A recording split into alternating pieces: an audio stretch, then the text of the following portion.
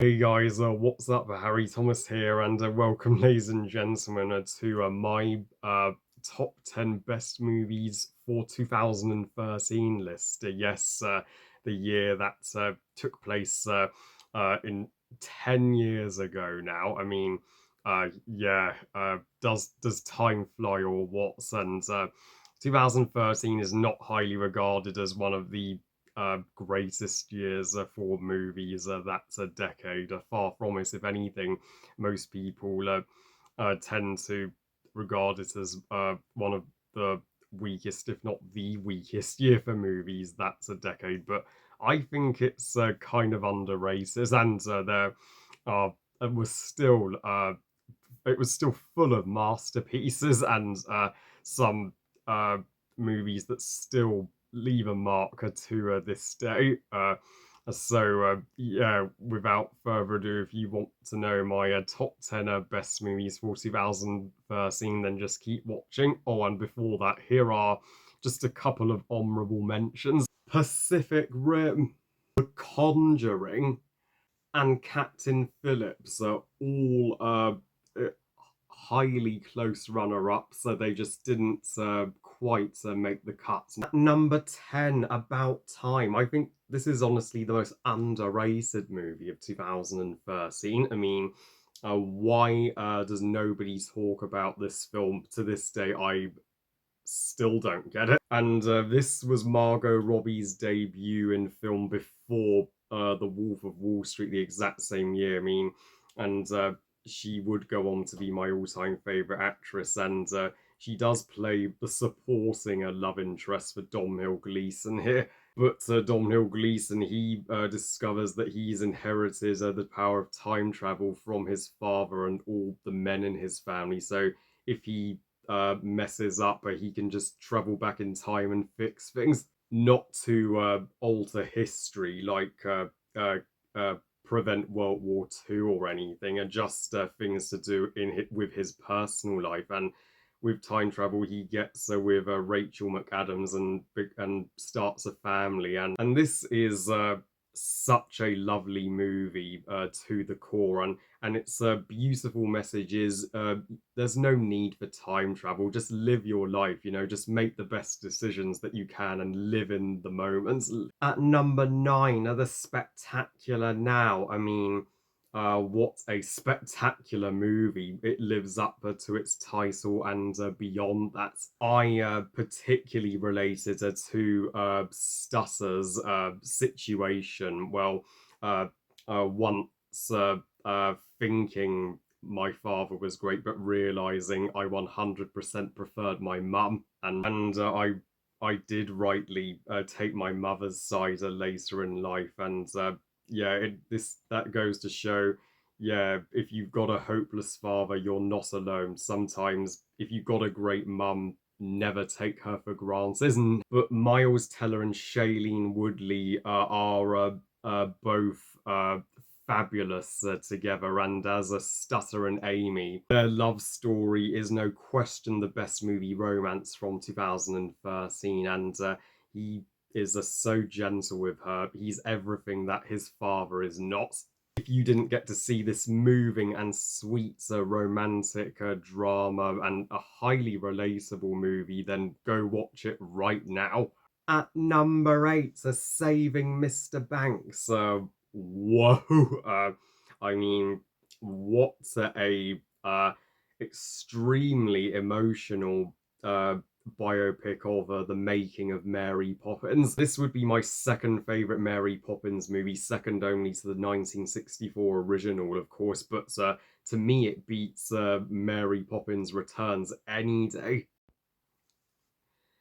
Emma Thompson, got the author of Mary Poppins down to a freaking T, and Tom Hanks also nailed Walt Disney, and it's also a backstory about how the author of Mary Poppins idolized her father and how she teared up when Walt Disney captured the scene in the film where Mr. Banks goes and flies a kite with Jane and Michael.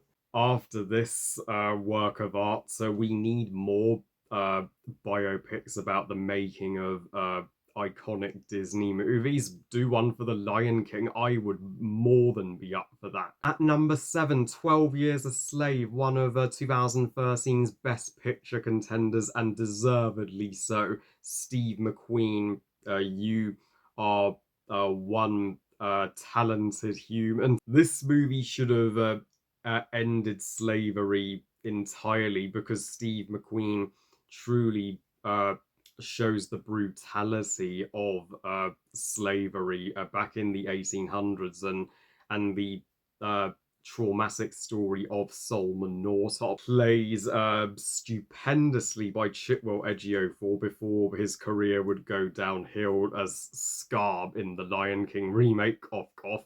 But you will want to watch a buttloads of SpongeBob or something, or just do anything to cheer yourself up after the sheer trauma of 12 Years a Slave, because this ain't a movie for the faint of heart. It's the exact opposite.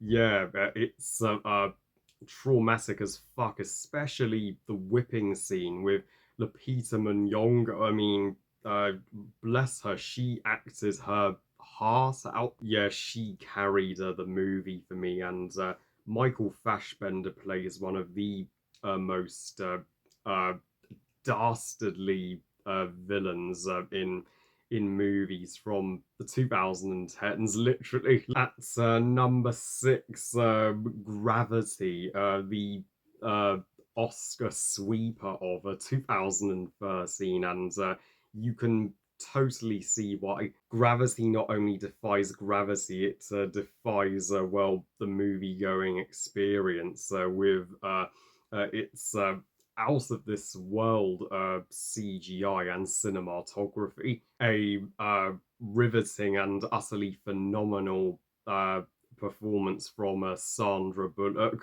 who, yeah, this is a still her number one role. David Heyman, the producer of the Wizarding World movies, was involved with this, and yeah, he helped make it as special as it could be. And to those who are called gravity over races, yeah, I respectfully disagree. At number 5, The Wolf of Wall Street. I mean, yeah, this is peak Martin Scorsese and peak cinema. Am I calling this an even more Best Picture contender than Gravity and 12 Years a Slave? I sure am, and that is thanks to all the passion that Leonardo DiCaprio puts into Jordan Bellis and Martin Scorsese's flawless direction, and of course Margot Robbie as Nomi being the best Martin Scorsese character period. If you thought she was awesome in About Time, you haven't seen anything yet. And unlike Killers of the Moonflower, which I've heard that movie feels like one of the longest movies of all time, this movie does not feel as long as this is. At number 4, The Hobbit, The Desolation of Smaug. Yes, I initially ranked this movie even higher than a fourth place on my top 10 for 2013, but that I still love this movie with a passion. It is a practically perfect second installment in the Hobbit trilogy, and my personal second favorite of the trilogy, second only to An Unexpected Journey. But this one certainly ups the pacing and ups the stakes and action for Bilbo and Gandalf and the Dwarf Company. Turiel being the best possible new addition to the Hobbits, and she should have been in the book. Tolkien, you really could have written her in, and yeah, Evangeline Lilly, yeah, truly gorgeous as an elf, and the the love story between her and Killy isn't so bad in this one. I mean, it's way better than it is in Battle of the Five Armies. And Benedict Cumberbatch as Smaug the Dragon, I mean, he sure delivers a batch of epicness as this motion capture dragon, and one of the greatest movie villains of all time. I mean, his voice will have you lost for breath. It is that chilling, and even Bilbo gets more badass and courageous here, uh, and that's barrel scene is one of a kind, and that cliffhanger will make you want to watch a Battle of the Five Armies immediately after. At number four,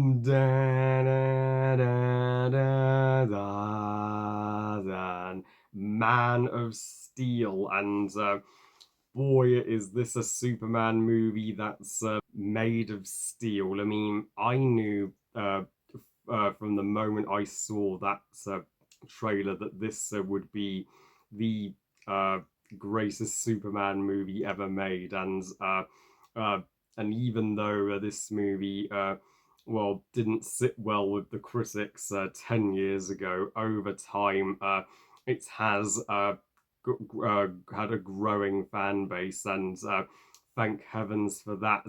Finally, this movie's getting the appreciation it so rightfully deserves, and without it, we wouldn't have had the 10-year long lasting DCU, one of the most underrated franchises in going today. And all this time later, this still remains one of the fan favorite of the DCU.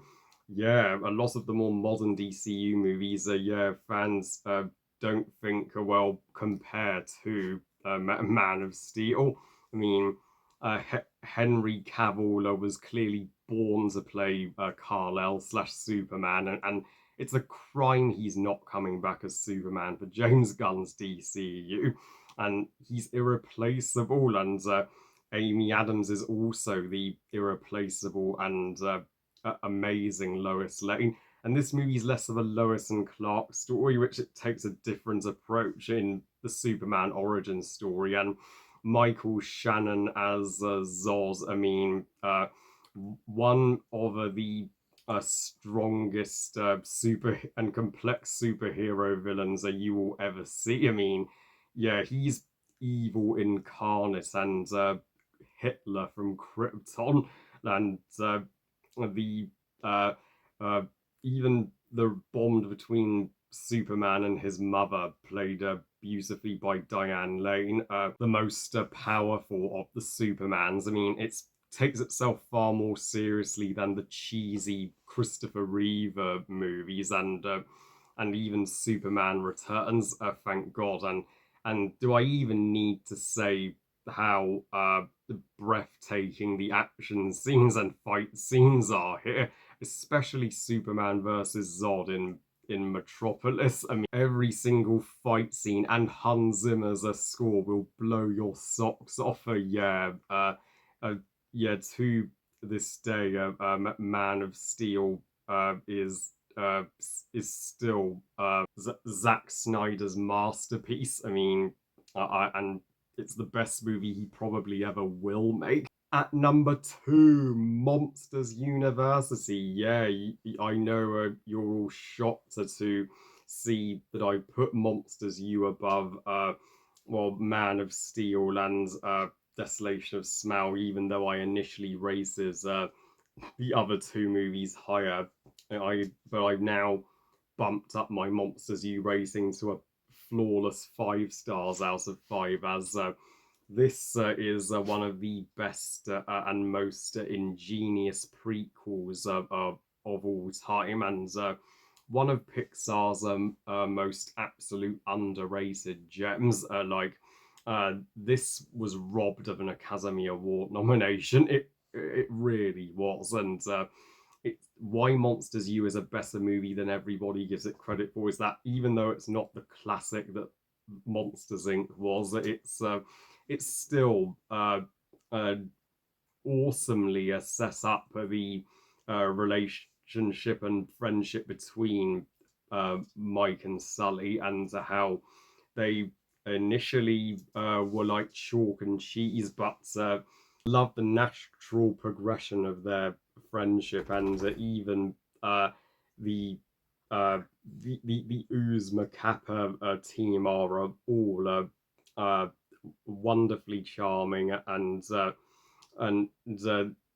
Team Omega Raw are far from Pixar's best villains, and they do go with the college cliche of the college bullies, but they do serve as Randall's. Uh, but they do serve as the reason Randall turned to the dark side, in that he picked the cool kids over his friends. And Helen Mirren as Dean Hardscrabble, she is such a landmark Pixar character, and one of the uh, greatest Monsters Inc. characters in general. And the university campus is one of the most gorgeous Pixar locations. I mean, its architecture is impossible not to marvel at, and even uh, the spirit of Monsters Inc. is all here. The humor of Monsters Inc. is all here. They brought back Mike's classic scream, yeah, and that third act. I mean, when the movie gets to its profound message, like you need to be naturally talented at something to do it, and even if you're not talented at the thing you've always aspired to do, you have other talents. I would have loved a sequel as much as the next Gaia, but this prequel was certainly executed perfectly, and more prequels should take notes from this movie. It would be my number one of 2013, if not for uh, another Disney animated movie that just knocks it off the top spot. And my number one favorite movie of 2013 is the highest grossing movie of that year, and third highest grossing animated movie of all time, Frozen. Yet, but I still can't let this movie go. And I know what you're all thinking. What the hell, Harry? Didn't you call the first Frozen uh, great but not perfect in your review 7 years ago? Didn't you criticize Hans as being an underwhelming twist villain and the Fixer Upper song? Well, kind of, but my opinion has gotten more positive over time. Now I think Hansa is a shockingly great twist villain and unlike other Disney twist villains, there were no hints before the reveal that he was evil whatsoever, making the twist that much more dramatic and that much more uh, heartbreaking for Anna. And and Fixer Upper, I now find a harmless song. I mean, it's still my least favorite Frozen song, but still, I can tolerate it. And but this movie truly was a return to classic Disney and return to form for Disney animation after Wreck-It Ralph, which felt nothing like Disney in my opinion. This one had the uh, classic Disney princesses and classic songs.